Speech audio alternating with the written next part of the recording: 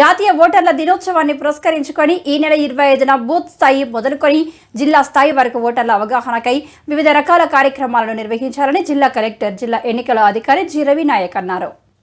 Voter జాబితా సవరణకై వచ్చిన ఫారాల పరిష్కారం, జాతీయ ఓటర్ల దినోత్సవంపై ఈ ఆర్వోలు, ఏఈఆర్వోలో టెలికాన్ఫరెన్స్ నిర్వహించారు. జాతీయ ఓటర్ల దినోత్సవం సందర్భంగా సీనియర్ ఓటర్లను సత్కరించాలని, కొత్తగా ఓటు హక్కు పొందిన యువ ఓటర్లకు ఓటరు గుర్తింపు కార్డులు పంపిణీ చేయాలని చెప్పారు.